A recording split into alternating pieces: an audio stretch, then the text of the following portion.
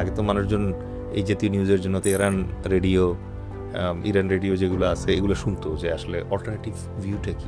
Israel বনাম ফিলিস্তিনের যে যুদ্ধ, তাতে তো ইরান একটা অত্যন্ত ইম্পর্ট্যান্ট অ্যাক্টর, এটা তো আপনি অস্বীকার করতে পারবেন না। আজকে ইরান না থাকলে তো মানে আরও ভয়ানক পরিণতি করতো। রিসেন্টলি মানে ইরানের উপরে যে ইসরায়েল এবং ইউএসের অ্যাটাক, এটার ফলাফল তো আসলে কিছুই হয় নাই। না ইরান পরাস্ত হয়েছে, না ইরান পৃথিবী থেকে মুছে গেছে, এরকম কিছুই হয়নি। So this is sorts of field attack, egoistic attack বলে আমার কাছে মনে হয়েছে। ইসরায়েলের সাথে ইরানের যে বর্ডার, এটা কাল্পনিক বর্ডার এক্স্যাক্টলি, এবং এটা ইসরায়েল এটা বাড়াইছে। ইসরায়েল শান্তিতে ছিল, ইরানও শান্তিতে ছিল, কিন্তু ইসরায়েল এই বর্ডারকে টেনে ইরানের বর্ডার মধ্যে নিয়ে গেছে।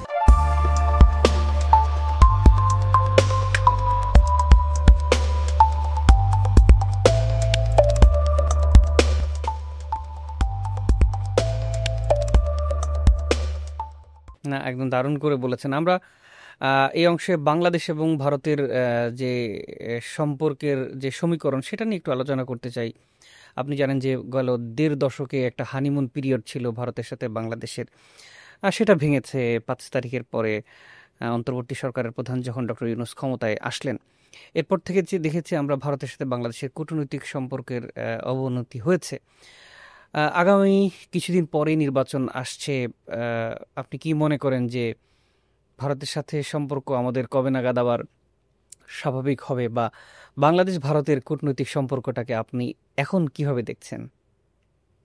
ভারতের সাথে বাংলাদেশের যে সম্পর্কটা আছে, এটা আসলে অত্যন্ত জটিল একটা সমীকরণে দাঁড়িয়ে আছে, যেখানে খুব সহসা আমি কোনো মানে শান্তি অথবা ধরেন যে একটা আন্ডারস্ট্যান্ডিং আসার সম্ভাবনা আমি দেখছি না। কেন দেখছি না? পয়েন্ট নাম্বার 1, সীমান্তে হত্যা বন্ধ হয় নাই। পয়েন্ট নাম্বার 2, এখন পর্যন্ত পুশিং চলতেছে। পয়েন্ট নাম্বার 3, তিস্তা সহ 54টা নদীর অভিন্ন নদীর যে তারা প্রায় 5,000-এর মতো বাঁধ লাগিয়েছে, এবং এই নদীগুলোর পানি বন্টন নিয়ে এখন পর্যন্ত কোনো সুরাহা হয়নি। গঙ্গা চুক্তি, পদ্মা গঙ্গার যে চুক্তি আছে, এটা আগামী বছর শেষ হয়ে যাচ্ছে। এটা রিনিউ হবে কিনা সেটা নিয়ে এখন পর্যন্ত কথা আগায়নি। বাংলাদেশের সাথে ইন্ডিয়ার যে ট্রেড ইমব্যালেন্স আছে, এটা এখনো অনেক পার্থক্য। বাংলাদেশের এগেইনস্টে তাদের যে মিডিয়া প্রোপাগান্ডা আছে, এটা এখনো চলতেছে। এবং যেহেতু ইন্ডিয়া মনে করে যে বিশ্বব্যাপী হিন্দুদের তারা হচ্ছে অভিভাবক, এবং বাংলাদেশে যেহেতু হিন্দু ধর্মীয় লোকজন আছে, কিছু হোক বা না হোক, তারা এই মাইনরিটি কার্ড বাংলাদেশের এগেইনস্টে আজ পর্যন্ত খেলে যাচ্ছে। ভারতের অন্তত 2টা দূতাবাসে 5ই আগস্টের পরে আমাদের জাতীয় পতাকা পোড়ানো হয়েছে এবং দূতাবাসে আক্রমণ করা হয়েছে। ভারতে এই মুহূর্তে তাদের নাগরিক যারা আছে তাদেরকে ছাঁকনি করে যাদেরকে পাগল, দুর্বৃত্ত, সন্ত্রাসী পাওয়া যাচ্ছে, তাদেরকে বাঙালি পরিচয় দিয়ে বাংলাদেশে পুশিং করার চেষ্টা করা হচ্ছে। সর্বোপরি বাংলাদেশের প্রাক্তন প্রধানমন্ত্রী, তার বিশিষ্ট মন্ত্রীসমূহ, তার সাবেক পুলিশ প্রধান, নিরাপত্তা উপদেষ্টা এবং গোয়েন্দা প্রধান, তারা সবাই এই মুহূর্তে দিল্লি এবং কলকাতায় অবস্থান করছে, এবং ভারত অত্যন্ত পরিকল্পিতভাবে তাদেরকে দিয়ে একটা এভিল ক্যাবিনেট বা শয়তানের সংসদ তৈরি করছে। তাদেরকে ভারত খাওয়াচ্ছে, তাদেরকে ভারত পড়াচ্ছে, তাদেরকে ভারত নিরাপদে থাকতে দিচ্ছে, এবং তাদেরকে সোশ্যাল মিডিয়া সহ সব ধরনের যোগাযোগ উন্মুক্ত করে দিয়েছে। মানুষের বিপদ আপদ হয়, রাষ্ট্রেরও বিপদ আপদ হয়। বাংলাদেশের মহাবিপদ হচ্ছে এইটা, যে বাংলাদেশের গত 15 বছরের প্রধানমন্ত্রী এবং তার পুরো মন্ত্রী পরিষদ এই মুহূর্তে ভারতে অবস্থান করছে। এই বিপদের মুদ্রার এক পাশ হচ্ছে এইটা। কেন বিপদ? কারণ আমার সম্ভাব্য শত্রু রাষ্ট্রের সাম্প্রতিকতম প্রধানমন্ত্রী যদি তার পুরা ক্যাবিনেট, গোয়েন্দা প্রধান, পুলিশ প্রধান নিয়ে আমার কাছে অপেক্ষা করে, আমি কি করব? আমি তাদের কাছ থেকে প্রত্যেকটা তথ্য বের করে নিব। প্রত্যেকটা তথ্য যখন আপনি আমার জেনে যাবেন, আপনি যখন আমার সাথে দাবা খেলতে বসছেন এবং আমার ফিউচারের প্রত্যেকটা চাল আপনি জানেন, আপনার সাথে আমি খেলা জিতবো? কখনোই না, যেটা অসম্ভব। এটা হচ্ছে মুদ্রার একটা পিঠ। মুদ্রার আরেকটা পিঠ যেটা হচ্ছে এই যে এভিল ক্যাবিনেট বা শয়তানের সংসদটা যে ওখানে বসে আছে, তাদের সমর্থক, তাদের মুরিদ, তাদের সাগরেদ বাংলাদেশের প্রশাসন তো বটেই, জনসাধারণের ভেতরেও তারা আছে। তাহলে ওই শয়তানের সংসদে যে বিল পাশ হয়, এইখানে যারা আছে তারা বাস্তবায়ন করে। সচিবালয়ে আগুন লাগলো, রিসেন্টলি লাগলো হচ্ছে এয়ারপোর্টে। আপনি একটা দোষ দিতেই পারেন যে আচ্ছা আগুন লাগলে পরে এটার জন্য শাস্তি দেওয়া হয় না যারা আগুনের দায়িত্বে থাকে, এই জন্য বোধহয় এগুলো রিপিট হচ্ছে।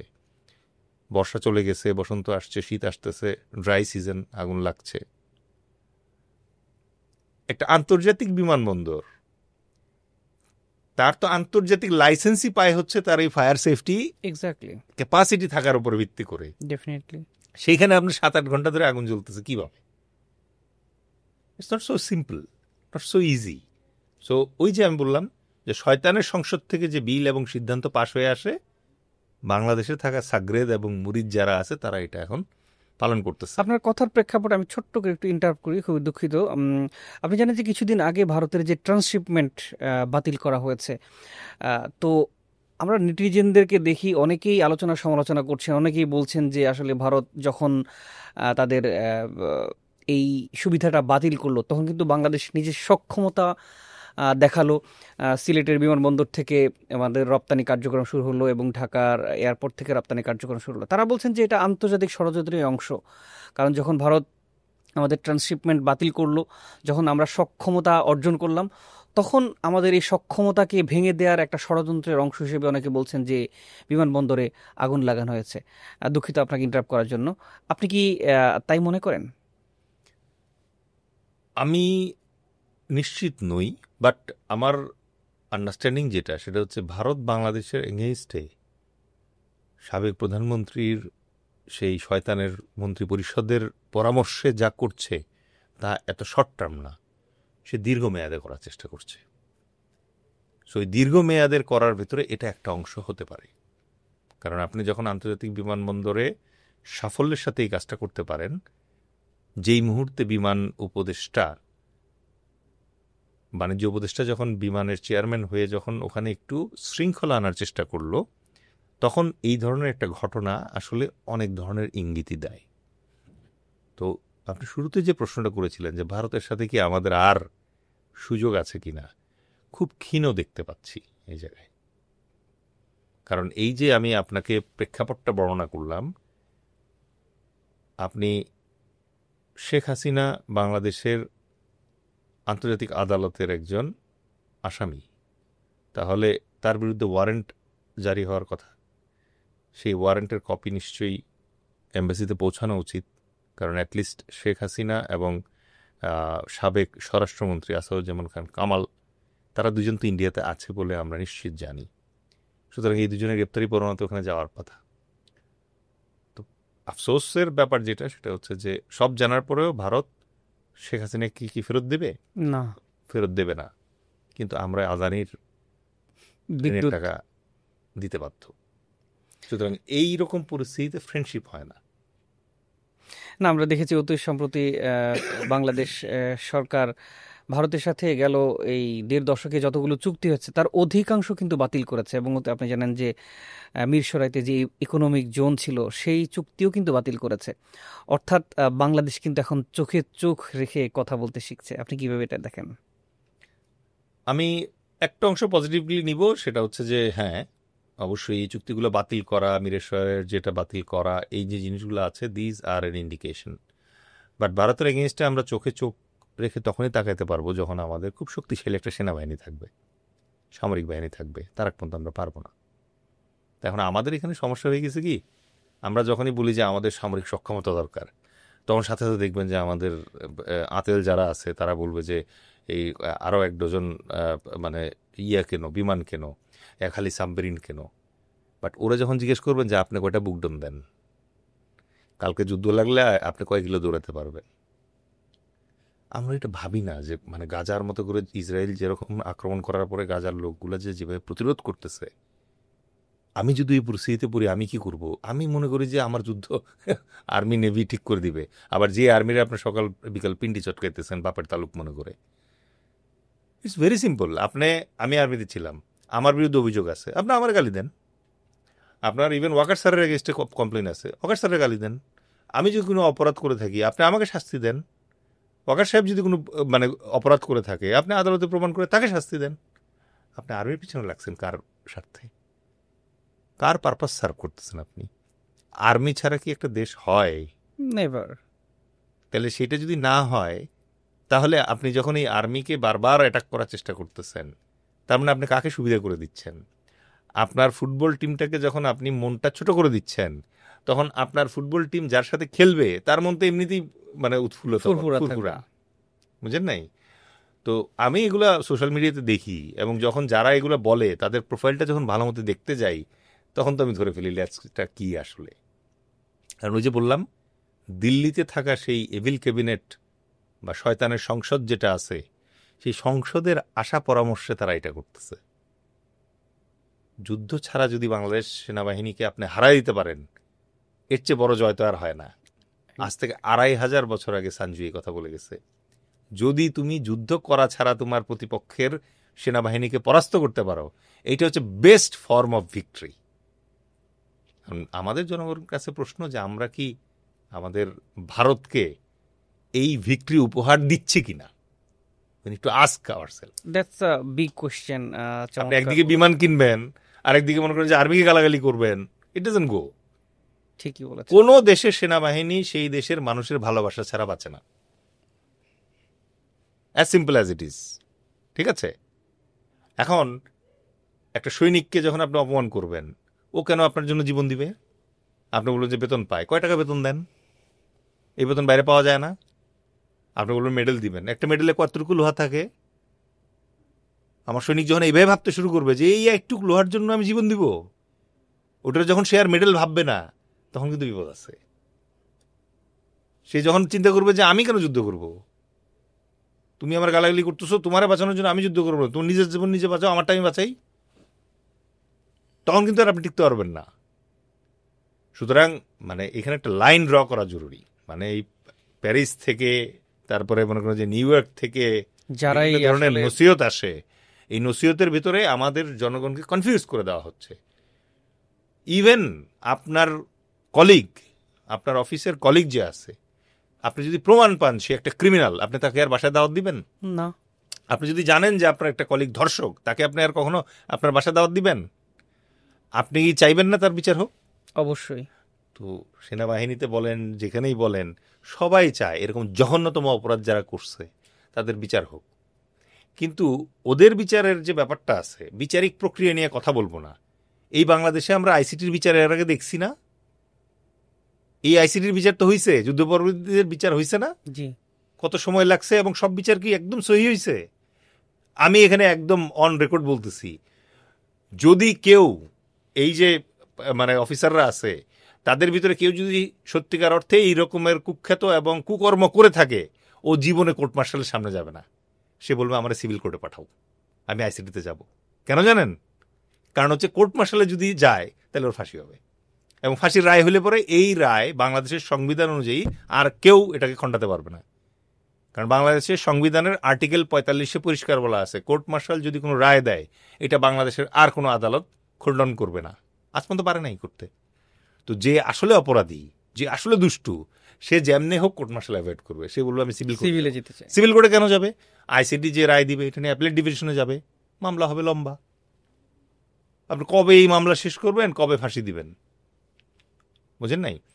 আমি ন্যায় বিচার চাই, আমি সুবিচার চাই। আমি চাই প্রত্যেকে, যে মনে করেন যে একটা বাবাকে তার ফ্যামিলির কাছ থেকে সরাই নিয়ে গেছে, আপনি ফ্যামিলিটার কথা চিন্তা করেন। এই ফ্যামিলিটা, যে ওয়াইফটা আছে, সে জানে না যে সে আবার বিয়ে করে ফেলবে কিনা, কারণ তার স্বামী যে মারা গেছে এটা তো সে নিশ্চিত না। এই ফ্যামিলিটা জানে না যে তার হাজব্যান্ড অথবা তার বাবা মারা গেছে কিনা। মারা গেলে প্রত্যেকটা ডেথ সার্টিফিকেট পাইতো, এই ডেথ সার্টিফিকেট পায় না বলে তার সম্পত্তি ভাগ করতে পারতেছে না, ব্যাংকের টাকা তুলতে পারতেছে না। তো এরকম জঘন্য অপরাধ যারা করছে, সে যেই বাহিনীরই হোক, যেই পোশাকেরই হোক, আরে কি প্রধানমন্ত্রীকে তো আমরা ইয়ে করে ফেলছি না, মানে আসামি বানাইছি না, তো ওরাও আসামি হবে, কোনো সমস্যা নাই। বিচারিক প্রক্রিয়া এখন আর্মির যে আইন আছে এটাও তো রাষ্ট্রের এবং সংবিধানের স্বীকৃত আইন। পৃথিবীতে আপনি একটা আর্মি দেখাতে পারবেন যারা আর্মির আইন ছাড়া চলে? প্রত্যেকটা দেশেরই নিয়ম হচ্ছে যে আর্মি আর্মির আইনে চলবে। আচ্ছা, আর্মির আইনে যদি তাদের বিচার করা না যায় তাদেরকে আপনারা আইসিটি আইনে নিয়ে যান, নিয়ে গিয়ে বিচার করেন, কোনো সমস্যা নাই। কিন্তু এইটা কেন করতেছি আমরা? কেউ বলতেছে না যে অপরাধীকে বাঁচান। অপরাধী যদি স্বয়ং সেনাপ্রধানও হয়ে থাকে তাও কেউ বলবে না যে ওনাকে বাঁচান। কেউ বলবে নাকি? আমাদের দেশের তো এমন দুর্ভাগ্য এমন যে পৃথিবীর আর কোনো দোষ আপনি পাবেন না, পৃথিবীর আর কোনো দেশ পাবেন না যেখানে সেনাপ্রধানকে এত তুচ্ছ তাচ্ছিল্য করে কথা বলে। আপনার মনে করেন যে মসজিদের ইমাম কোনো কারণে একটা অপরাধ করে ফেলছে, তাই বলে কি পুরো ইমাম জাতিকে আপনি অপমান করে কথা বলবেন? তা তো বলবেন না। আপনার হাসপাতালে একটা ডাক্তার মনে করেন যে কোনো একটা আকাম করে ফেলছে, তাই বলে কি পুরো হাসপাতালকে মানে বদনাম করবেন যারা বাকি যারা রোগীরা চিকিৎসা নিচ্ছে? এটা হয় না। ব্যক্তির দায় কখনো প্রতিষ্ঠান নেয় না, এটা সোজা কথা। কিন্তু যখন আমরা এখন এই জিনিসটা দেখতে পাচ্ছি যে আপনার উসিলা দিয়ে পুরো আর্মিকে যখন মেলাইন করার চেষ্টা হচ্ছে, তখন এটার পিছনে ষড়যন্ত্র আছে, এটার পিছনে আওয়ামী লীগের বট বাহিনী আছে। আমাদেরকে না, সরকারকে আসলে এই ব্যাপারে আসলে উদ্যোগী অবশ্যই হতে হবে। সরকার কি আজকে পর্যন্ত ডক্টর মোহাম্মদ ইউনূস কি একবারও বলছে যে প্লিজ ইউ স্টপ? তোমরা বাহিনীকে বললো না কিছু। যাদের এগেনস্টে কমপ্লেন আসছে তাদের তো সবাই জানি আমরা কার কার নাম আসছে। 15 জনের নাম আসছে, তো 15 জনের ভিতরে 14 জনই অপরাধী হবে এবং তাদের ফাঁসি হোক, অসুবিধা নাই। একজন যদি নিরাপরাধ থাকে সে ছাড়া পেয়ে যাক, দ্যাট ইজ ভেরি সিম্পল। তো এটাই হচ্ছে জায়গাটা। আমাদের অনুষ্ঠানের এই পর্যায়ে আমরা উত্তপ্ত মধ্যপ্রাচ্য নিয়ে একটু আলোচনা করতে চাই। যদিও আসলে এই বিষয়টা নিয়ে যখন কথা বলতে চাই, বিষয়টা আসলে এতটাই হৃদয় বিদারক, ভীষণ খারাপ লাগা কাজ করে। আপনি জানেন যে দীর্ঘ 2 বছরের যে অসম যুদ্ধ কিছুদিন আগে শেষ হয়েছে, ইসরায়েল এবং গাজা উপত্যকায় যে যুদ্ধটা, অসম যুদ্ধটা হয়েছে। কিন্তু আমরা দেখলাম কয়েকদিন আগে এই যুদ্ধবিরতির মধ্যেও সমস্ত আইন কানুনের তোয়াক্কা না করে আন্তর্জাতিক আইন ভেঙে আবারও কিন্তু ইসরায়েল হামলা চালিয়েছে গাজা উপত্যকায়। এই ব্যাপারটাতে সত্যি নিন্দনীয় বটে, এবং আপনি জানেন যে এই সময়ে বেশ কিছু নারী এবং শিশু হতাহত হয়েছে। এই যে তারা আন্তর্জাতিক আইন আবারও ভাঙলো, তারা কোনো ধরনের নিয়ম নীতির তোয়াক্কা করলো না, যুদ্ধবিরতি নাম করে আবারও হামলা চালালো, বিষয়টা নিয়ে আপনি কি বলবেন? ধন্যবাদ। দেখেন, মানুষের তৈরি আইন, স্পেশালি পাশ্চাত্যে যে আইন তৈরি হয়, এই আইন পশ্চিমকে সহায়তা করার আইন, ঠিক আছে? এই জায়গায় আসার পরে মনে হয় যে সবচেয়ে সেরা আইন তো আল্লাহর দেয়া আইন, রাইট? সো অনেকে বলবে যে মানে শরিয়া আইন, তারপর হচ্ছে পাশ্চাত্যের আইন, এগুলো নিয়ে এখানে কনফিউশন ক্রিয়েট করবে। শরিয়া আইন যেটা আছে, এই আইনটা ভালো না খারাপ এটা কি আপনি অ্যাসেস করে দেখছেন কখনো? মুসলমানরা তো দ্বিতীয় বিশ্বযুদ্ধ করে নাই, মুসলমানরা তো ইহুদিদেরকে মারে নাই, মুসলমানরা তো অ্যাটম বোম মারে নাই, সব তো ওরাই করছে। প্রহসনটা হচ্ছে দুনিয়ার যাবতীয় নৃশংসতা ওরাই করে, ওরাই আবার একটা আইন বানায়, সেই আইন আবার তারা নিজেরাই মানে না।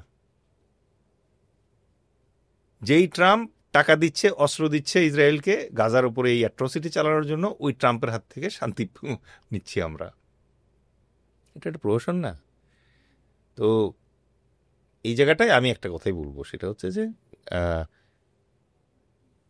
পৃথিবীতে কত সংখ্যক ইহুদি আছে আর পৃথিবীতে কত সংখ্যক মুসলমান আছে? ইহুদি খুবই নগণ্য, কিন্তু তারা তো অনেক বেশি প্রভাবশালী। তার মানে হচ্ছে আমাদের মুসলমানদের ভেতরে, আমাদের কওমের যে ফিলিংসটা, আমাদের যে মানে ভ্রাতৃত্ববোধের যে ফিলিংসটা তার মানে ভালো মতো কাজ করছে না। এখন এটার জন্য আপনি আপনাকে দোষ দিতে পারেন, আমি আমার নিজেকে দোষ দিতে পারি, নিজেকে ঘৃণা করতে পারি, আপনাকে ঘৃণা করতে পারি, বাট জিনিসটা এত সোজা না। এই পৃথিবীতে মুসলমানরা হচ্ছে সবার কমন শত্রু। ইহুদিদের শত্রু মুসলমান, হিন্দুদের শত্রু মুসলমান, খ্রিস্টানদের শত্রু মুসলমান। সব বুঝেও আমরা একত্র হতে পারি না, একাট্টা হতে পারি না। ওয়াইসির যে কটা দেশ আছে তারা যদি আজকে একত্রিত হয় এবং বলে যে মধ্যপ্রাচ্যে যে সমস্যাটা হচ্ছে এটা আরবের সমস্যা না, এটা উম্মার সমস্যা, দলে দলে লোক পাঠাবো যুদ্ধ করার জন্য ওখানে। আপনি দেখেন আজকে যে ওই গাজায় যে শান্তি ফ্লোটিলা গেল, ওই জায়গায় শাহেদ গেল, মিস্টার শাহেদ গেল না ওই জায়গায়। অথচ বাংলাদেশের রাস্তাঘাটে আপনি যদি বলেন যে তুমি একটা মানে সাঁতরায় যাবা কিনা বলো, তোমার আমি ভিসা দিব, তো হাজার হাজার লোক পাবেন গাজায় যাওয়ার জন্য, তাদের কাউকে নিয়ে গেছে? পশ্চিম যে কিভাবে মনে করেন যে আমাদের ভেতরে ইয়ে করতেছে, আমাদের ভিতরে বিভাজন কিভাবে করতেছে। আমাদের যেই দলটা আজকে আফগানিস্তান ভিজিটে গেছিল তাদের দুইটা লোকরে নিয়ে যেত এই ফ্লোটিলাতে করে শাহেদ সাহেব, কেন নেয় না? কারণ ওনাদের সিকিউরিটি ক্লিয়ারেন্স তো এরা পাবে না, দাড়ি থাকলে পাবে না, মাথায় টুপি থাকলে পাবে না, গায়ে কিফায়া থাকলে পাবে না। তো এগুলো বুঝতে হবে তো আমাদেরকে। এইটা একদম মানে দিস ইজ সেন্ট্রাল ইস্যু। এটা আপনাকে আমাকে বুঝতে হবে যে আপনি আমি আমরা যদি আল্লাহকে বিশ্বাস করি, আপনি আমি আমরা যদি হযরত মুহাম্মদ সাল্লাল্লাহু আলাইহি সাল্লামকে বিশ্বাস করি, আমরা যদি মুসলমান হয়ে থাকি, আমাদের একমাত্র বন্ধু মুসলমানই হইতে পারে, এর বাইরে আর কেউ আপনার ফ্রেন্ড হবে না। অনেকে পবিত্র কোরআন শরীফে লেখা আছে যে তোমরা বিধর্মীদের সাথে বন্ধুত্বের ব্যাপারে সতর্ক থাকো, এরকম কথা বলা আছে। অনেকে হাসে, অনেকে বলে এটা কি মানে ডিসপ্যারিটি কথাবার্তা বলতেছে, এ বলতেছে। আপনি আল্লাহর চেয়ে বেশি জানেন, আমি আল্লাহর চেয়ে বেশি জানি। এখন কি দেখতেছেন আপনি? সো আমাদেরকে আমাদের কওমের ভেতরে, আমাদের উম্মার ভেতরে বন্ধুত্ব খুঁজে বের করতে হবে। কারণ আমরা কিছুই করি না, তারপর সবচেয়ে নির্যাতিত আমরা কোনো নৃশংসতা করলাম না, আমরা কোনো যুদ্ধ করলাম না, আমরা কোনো বিশ্বযুদ্ধের কারণ না, আমরা কোনো নিউক্লিয়ার অ্যাটাকের কারণ না, কিন্তু সকল নির্যাতন আমাদের উপরে, সকল এক্সপেরিমেন্ট আমাদের উপরে। তো এইটা অফকোর্স মানে আমাদের পডকাস্টের পরিসর এটা কাভার করবে না, বাট এটা একটা জিও স্ট্র্যাটেজিক ইস্যু, যেটা মুসলিম লিডার্স যারা আছে তাদেরকে একসাথে বসতে হবে। তাদেরকে মানে হযরত খালিদ বিন ওয়ালিদ যখন সেই বিশাল বাইজেন্টাইন সেনাবাহিনীর সম্মুখীন হইলেন, তখন আরবের 4টা প্রান্তে তার 4টা বাহিনী যুদ্ধ করতেছিল। উনি সুকৌশলে 4 বাহিনীকে বললেন পিছায় আসো। যখন এই বাহিনী পিছানো শুরু করলো, তখন বাইজেন্টাইন খ্রিস্টান বাহিনী যারা ছিল তারা উল্লসিত হয়ে উঠল যে এই যে দেখো মুসলমানরা নাকি পিছায় না, দেখো কিভাবে পিছাইতেছে। পিছায় এসে যখন ইয়ারমুখের প্রান্তরে উনি বসলেন, তখন 4 বাহিনী যোগ দেওয়ার পরে কিন্তু তার শক্তি চতুর্গুণ হয়ে গেল। খোলাফায়ে রাশিদিনের আর্মির শক্তি তখন চতুর্গুণ হয়ে গেল। এই রিসোর্সটা উনি যেভাবে একত্রে এনে বাইজেন্টাইন বাহিনীকে উনি এমনভাবে হারাইলেন যে বাইজেন্টাইন রোমান বাহিনী আর জীবনে দাঁড়াতে পারে নাই। রিলিকটা নিয়ে আস্তে করে মিশর পালায় চলে গেল, কারণ মিশর তখন ওদের আন্ডারে ছিল। একই রকমভাবে আজকে মাহাতির এর মালয়েশিয়া, ইন্দোনেশিয়া, ভালো ভালো শক্তিশালী কান্ট্রি যেগুলো আছে, তারা যদি আজকে তাদের সব রিসোর্স একত্র করে যদি বলে যে এইবার আমরা মুসলিম কান্ট্রির স্বার্থগুলো দেখব, আমরা তো কারো সাথে কোনো যুদ্ধে যেতে চাই না, আমাদের স্বার্থটা আমরা দেখব, অনলি দেন সম্ভব আসলে এই উপত্যকায় শান্তি ফেরানো। আরে নেটো ফেটো সব উড়ে চলে যাবে তখন। শুধু ওই উপত্যকা না, তখন আরাকানে শান্তি আসবে, তখন উইঘুরে শান্তি আসবে। এই চীন এই মুসলমান কান্ট্রিগুলোকে নিয়েই তো মনে করেন যে গেম সাজাচ্ছে। চীনকে প্রেশার দিতে হবে যে উইঘুরদের ব্যাপারে আরো যত্নবান হইতে হবে তোমার। এই 2 বছরের যে অসম যুদ্ধ আমরা দেখেছি, ইসরায়েলি যে আসলে নৃশংসতা চালিয়েছে এই গাজা উপত্যকায়, কিন্তু হঠাৎ করে কেন আমরা দেখলাম ট্রাম্প উদ্যোগী হয়ে কিন্তু যুদ্ধবিরতি চুক্তিটা করলো। আপনার কি মনে হয় কি কারণে? অবশ্য গুঞ্জন আছে ট্রাম্প নাকি নোবেলের জন্য সে তড়িঘড়ি করে এখানে একটা যুদ্ধবিরতি এনেছে। নোবেল মনে হয় ট্রাম্প পাওয়া যাবে না, এটা ঘোষণা হয়েছে অলরেডি। এটা উনি পাওয়া যাবেন, কারণ হচ্ছে যে he is a mad man, এবং উনি যেই অবস্থায় আছেন উনি যেহেতু চাইছেন উনি এটা অর্জন করে নেবেন। That not a big deal. মানে ওই যে পাকিস্তানের যে সরফরাজ সাহেব আছেন, উনিও তো বললেন যে উনি নোবেল পাওয়া দরকার, অনেক শান্তি আনছেন উনি। বা ট্রাম্প কেন এই জায়গায় মানে হোয়াই উদ্যোগী হলেন? মানে উনি কেন বোর্ড চেঞ্জ করলেন? কারণ গ্লোবাল ওপিনিয়ন, ওই যে বললাম যে এখন তথ্য প্রযুক্তির কল্যাণে এখন সবাই দেখতে পায় ঘটনাটা কি হয়েছে। যেই লোকটাকে আপনি মনে করেন যে অনেক দিন ধরে চোখ বেঁধে রাখছিলেন, মিডিয়ার মাধ্যমে তাকে জানতে দেন নাই, শ্বেতাঙ্গ, কোনো সমস্যা নাই, কিন্তু সেই লোকটা যখন ভিডিও দেখে যে ছোট ছোট বাচ্চাদেরকে স্লটার করা হচ্ছে ওই জায়গায়, তখন কিন্তু একটা সময় প্রথমে সে বিশ্বাস করতে চায় না, তারপরে দেখতে দেখতে দেখতে দেখতে সে এদিকে ক্রস চেক করে, ওদিকে ক্রস চেক করে যখন দেখে না এটা তো ট্রু, হাজার হাজার বাচ্চা মারা গেছে ওখানে, তখন কিন্তু সে তো আর ট্রাম্প না, তার তো মানুষের বিবেক, তখন তার বিবেক কিন্তু কাঁদে। এবং এই কারণেই আমার ধারণা এই একটা মাত্র কারণ যে ট্রাম্প পিছাইতে বাধ্য হয়েছে। ওর দেশ থেকে যখন জাহাজ আসতে নিচ্ছে তখন ওর আমেরিকান নাগরিকরাই তো বলছে জাহাজ গোলা নিয়ে জাহাজ যাইতে দিবে না তারা। তো এই মানে মানবিক যে একটা সমর্থন পাওয়া গেছে গাজার পক্ষে, যেটা আল্লাহরই একটা রহমত, এইটাকে সে সহ্য করতে পারে নাই, সেই জন্যই সে বাধ্য হয়েছে। না সেটাই। তবে এই আমরা দেখলাম যে এই ফিলিস্তিনে যে প্রতিরোধ যোদ্ধারা 2টা বছর ধরে কিন্তু তারা টিকে ছিল, এবং আপনি জানেন যে আমেরিকা যেখানে ইসরায়েলের অত্যাধুনিক অস্ত্রশস্ত্র, বিমান সবকিছু দিয়ে এই গাজা উপত্যকা একবারে নিঃশেষ করে দেওয়া হয়েছে, সেখানে ফিলিস্তিনের প্রতিরোধ যোদ্ধারা কিন্তু তারা 2টা বছর ধরে কিন্তু লড়াই করে গেছেন। আপনার কাছে আমি একটা বিষয় জানতে চাই যে তারা যে এত লম্বা সময় ধরে টিকে ছিল বা শেষ পর্যন্ত আহ, টিকে আছে, এটার আসলে মূল মানে শক্তিটা কোথায়? প্রথম শক্তি হচ্ছে আল্লাহর রহমত। তাদের ইমানি শক্তি কেমন এটা আমি কমেন্ট করব না, কিন্তু তাদের উপরে আল্লাহর রহমত আছে। কারণ ফিলিস্তিনি যে জাতিটা আছে এটা অনেক বছরের পুরাতন। সো সেই হিসাবে আল্লাহর একটা রহমত তাদের উপরে আছে, এক। 2 নম্বর হচ্ছে যে আন্তর্জাতিক সমর্থন। আমেরিকা তাকে সমর্থন করে নাই, ইসরায়েল তাকে আক্রমণ করে শেষ করছে, কিন্তু পুরো বিশ্বের যে মানে পজিটিভ জনমত সেটা তো তাদের পক্ষে ছিল, সে এটা তাদেরকে একটা শক্তি দিয়েছে। 3 নম্বর হচ্ছে ইরান এবং অন্যান্য কিছু রাষ্ট্র আছে যারা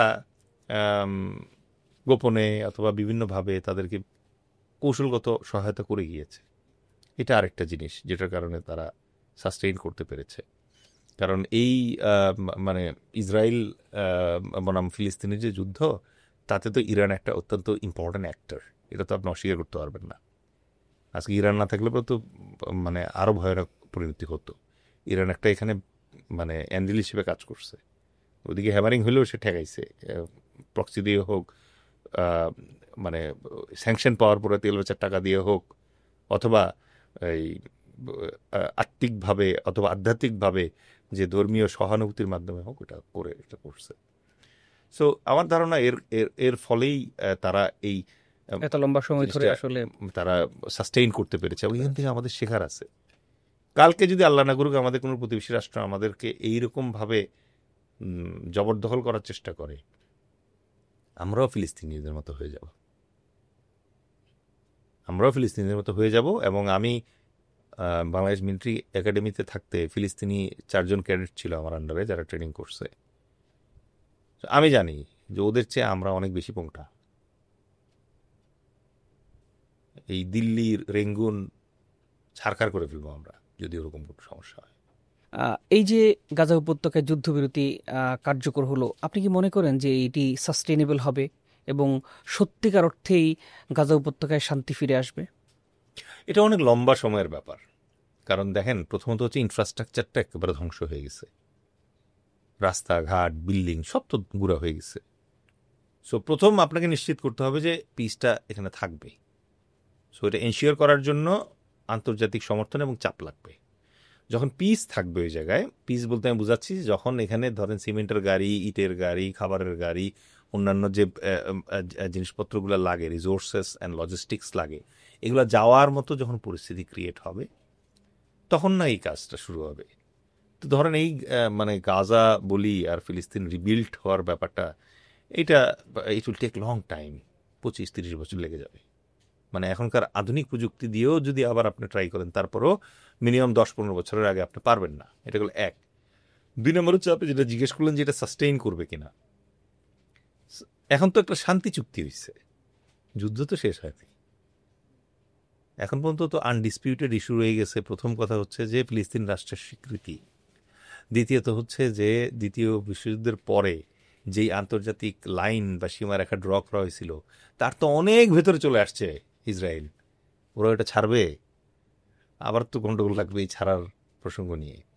সুতরাং আমি অ্যাটলিস্ট হ্যাপি হব যে এই যুদ্ধটা যদি টেবিলে যায়, আলোচনা টেবিলে গিয়েও যদি হয়, কিছুটা ছাড় দিয়েও যদি হয়, তারপরে যদি হয় I will be happy. But আমার কাছে মনে হয় এটা একটা বিরতি।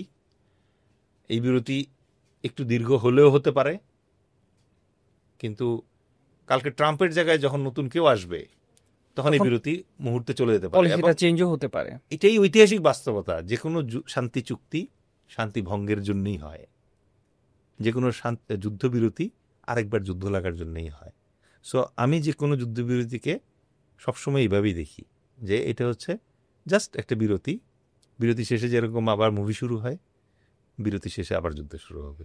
সো না, একেবারে। প্যালেস্টাইনকে এবং প্যালেস্টাইনি যারা আছেন, যোদ্ধা যারা আছেন, সংগ্রামী যারা ভাই যারা আছেন, তাদের আসলে গার্ড নামিয়ে ফেলার সুযোগ নেই। ওই ইসরায়েল কি তাদের সব অস্ত্র ফেরত দিয়ে দিবে, তাদের পরমাণু অস্ত্রগুলো ধ্বংস করে ফেলবে? করবে না। তাহলে এখানে আমি আশা করি না যে এখানে লজিক্যাল কিছু হবে। আমরা একটু ইসরায়েল এবং ইরানের যে সাম্প্রতিক সময়ের যুদ্ধ সেটি নিয়ে একটু কথা বলতে চাই। আসলে মধ্যপ্রাচ্যে ইসরায়েলের আগ্রাসন কোনোভাবেই থামানো যাচ্ছে না বা থামছে না। এটি আমেরিকার সহায়তায়, সেটি সারা বিশ্বই জানে। চলতি বছরে আপনি দেখেছেন যে 12 দিন ব্যাপী একটা যুদ্ধ হয়েছে ইরানের সাথে, এবং হঠাৎ করে তারা সব ধরনের, আবারও বলি, নিয়ম নীতির তোয়াক্কা না করে হঠাৎ করে তারা ইরানকে আক্রমণ করেছে এবং 12 দিন ব্যাপী একটা যুদ্ধ হয়েছে। এই যুদ্ধের পর্যবেক্ষণ আপনি কি, এবং সারা পৃথিবীতেই দেখছে যে আসলে ইরান যে ইরানের ঘুরে দাঁড়ানো, এটি আসলে অনেকেই অবাক হয়েছেন। এই যুদ্ধের বিশ্লেষণ নিয়ে আপনি কি বলবেন? ইরান একটা পুরাতন রাষ্ট্র, পার্সিয়ান সাম্রাজ্যের মানে অংশীদার তারা। সো জাতিগতভাবে এবং ভৌগোলিকভাবে তারা জন্মাবধি তাদের প্রতিপক্ষ যারা আছে তাদেরকে সামাল দিতে দিতে অভ্যস্ত।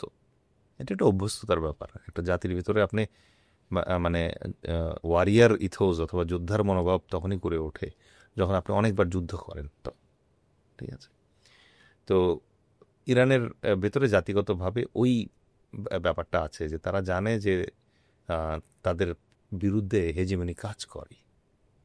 আমাদের বাঙালিরা যেরকম এই 5 আগস্টের আগে আমরা জানতাম না যে আমাদের বিরুদ্ধে ভারতের হেজিমনি কাজ করে, এখন আমরা জানি, এখন অনেকেই অ্যাওয়্যার।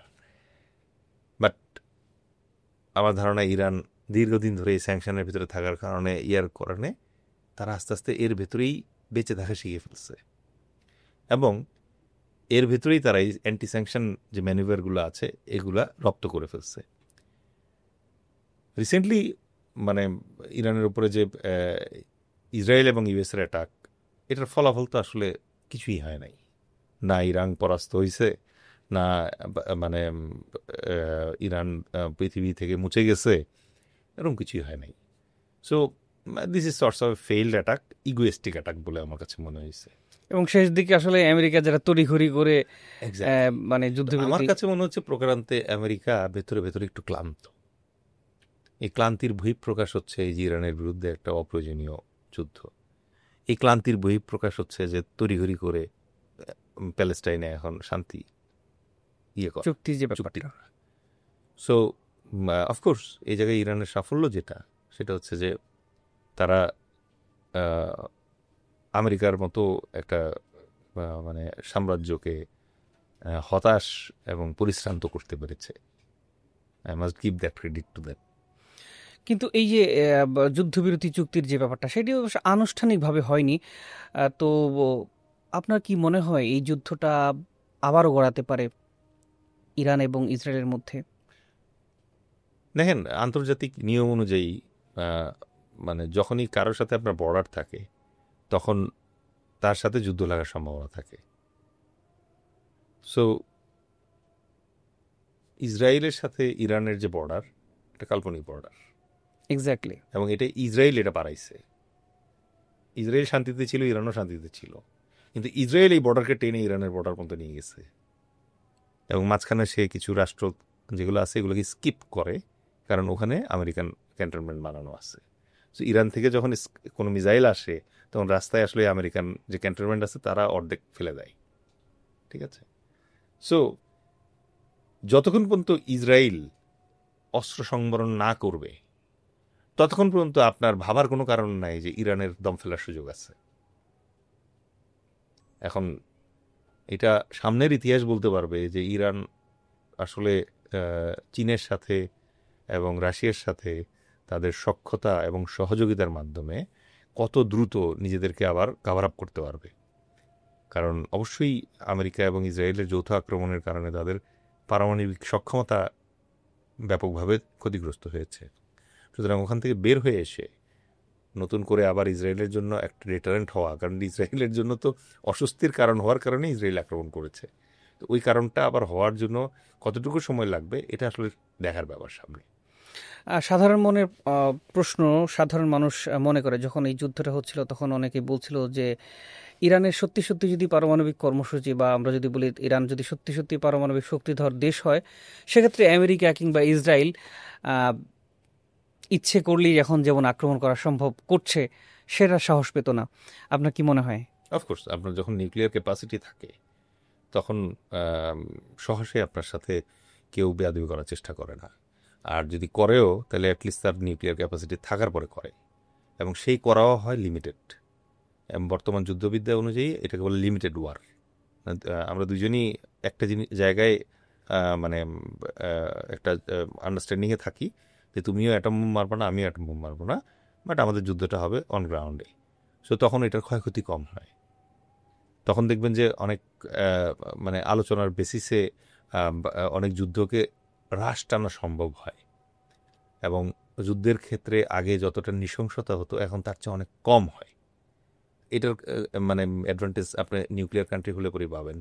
আজকে আমাদের যদি নিউক্লিয়ার মানে ক্যাপাসিটি থাকে তাহলে আমাদের প্রতিবেশী যারা আছে তারাও কিন্তু আমাদের সাথে কথা বলার সময় অথবা আমাদের সাথে কোনো ডিলিংয়ে আসার সময় ওটা মাথায় রাখবে। কারণ দিন শেষে এটা বাস্তবতা। আপনি এমন কোনো জাতি পৃথিবীর ইতিহাসে দেখাতে পারবেন না যেই জাতি শ্রেষ্ঠতম জাতিতে পৌঁছাইছে বাট তার মিলিটারি উইক ছিল।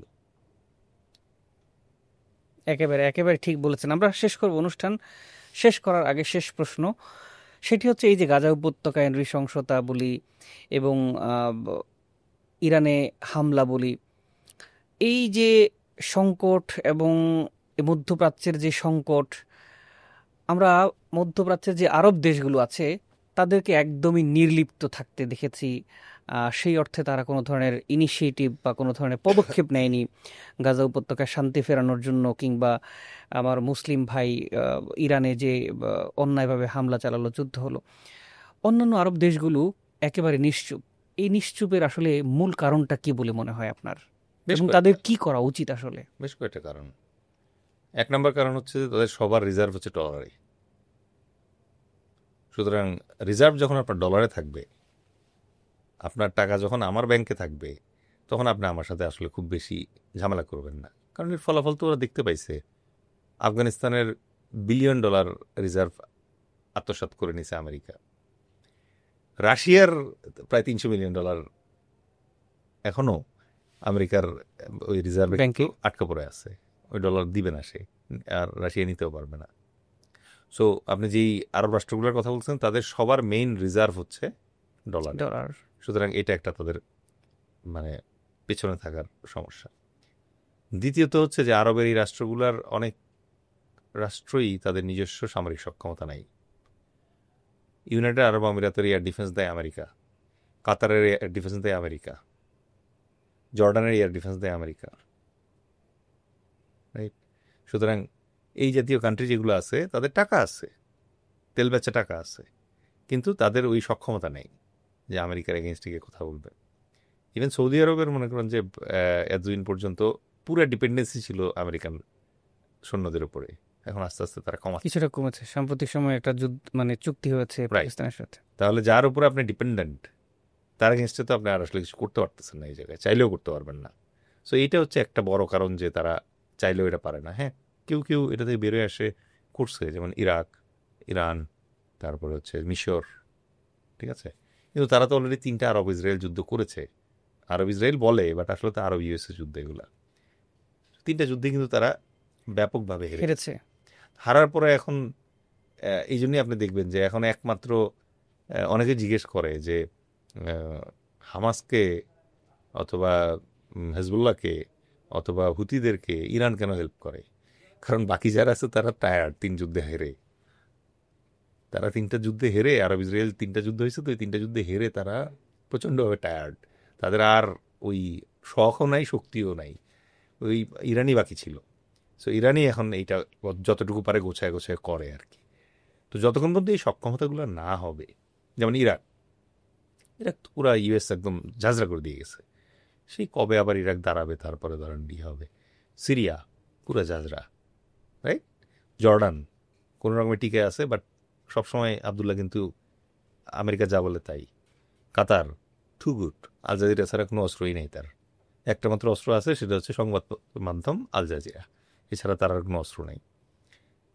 ইভেন মজার ব্যাপার হচ্ছে যে তার দেশে থেকে তেল নিয়ে ইসরায়েলে যে বিমান গেছে, ওই বিমান দিয়ে আবার তার দেশে চলে যাচ্ছে। So unfortunate. ইউএই টাকা আছে, বাট নিজস্ব কোনো ইয়ে নাই। কুয়েত টাকা আছে, বাট নিজস্ব কোনো সক্ষমতা নাই, রাইট? ইয়েমেন একমাত্র যুদ্ধ করতেছে, বাট ইয়েমেনের সাথে তো মানে সৌদি আরবেরই বড় যুদ্ধ লাগায় রাখছে হচ্ছে ইউএসএ। সো ও কি নিজে যুদ্ধ করবে না আবার ওদেরকে হেল্প করবে?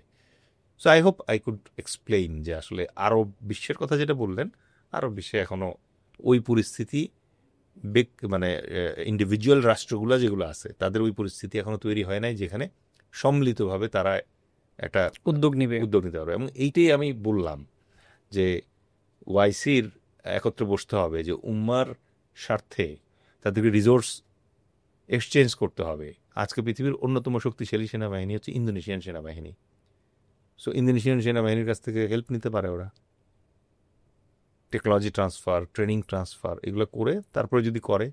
আপনি যদি দেখেন যে একটা মুসলিম ন্যাটো দাঁড়াইছে, ন্যাটো বলতেছি এই কারণে ন্যাটোর লোকজন সহজে বুঝবে যে মুসলিম ন্যাটো যদি এস্টাবলিশ হয়, যে কোনো মুসলিম দেশে যদি অন্য কোনো দেশ আক্রমণ করে, তাহলে সকল মুসলিম দেশ সেই দেশের বিরুদ্ধে দাঁড়াবে, ন্যাটো যেভাবে দাঁড়ায়, তাহলে জিনিসটা অনেক সোজা হয়ে যাবে না? একেবারে। আপনি আজকে আমাদের পুরো অনুষ্ঠানে খুবই চমৎকারভাবে দর্শকদের বুঝিয়েছেন। আমরা আবারও ইরান রেডিও বাংলার পক্ষ থেকে আন্তরিক কৃতজ্ঞতা জানাচ্ছি নানান ব্যস্ততার মধ্যে আমাদের সময় দেওয়ার জন্য। আপনাকে অসংখ্য ধন্যবাদ। ইনশাল্লাহ পরে আবার দেখা হবে। আল্লাহ আমাদের সবাই সহায় হন। আসসালামু আলাইকুম। সুপ্রিয় দর্শক, আজ শেষ করছি। ভালো থাকুন, সুস্থ থাকুন, আমাদের সঙ্গেই থাকুন।